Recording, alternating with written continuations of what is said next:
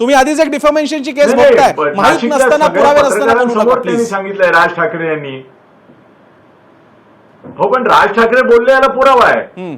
ते 72 लोकांचा पुरावा नाही, ठीक आहे, मी नाही बोलत त्याच्याबद्दल, पण हे राज ठाकरेंनी सांगितलं तर मला असं वाटतं की हा एक मोठा इश्यू होऊ शकतो सार्वजनिक जीवनातल्या चारित्र्याचा, आणि तो त्यांनी घ्यायला पाहिजे होता. नुसतं आपलं नाव गुपित ठेवून, त्यांची नावं गुपित ठेवून मग काय. पण मग थत्तेजी काय नेमकं महाराष्ट्रात आताच चाललंय का आधीपासून होत आहे? तुमचा अनुभव काय सांगतो?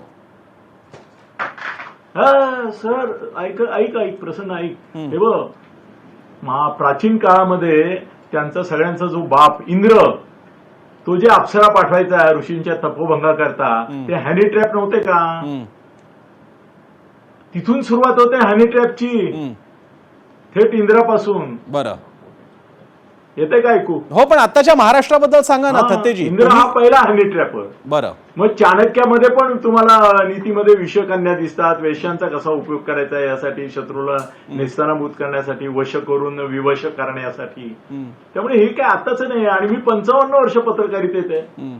आता तुम्ही मला बंदी घातली म्हणून, नाहीतर मी मार्मिकमध्ये 25 आठवडे 25 मंत्र्यांची नावं, त्यांच्या मैत्रिणींची, म्हणजे आलं तुझ्या लक्षात, नावं घेऊन मी लिहिलेलं आहे. मला स्वतःला असं वाटतं की तुम्हाला नाही, पण मला सांगा, हा ट्रॅप असतो का? आम्ही आपण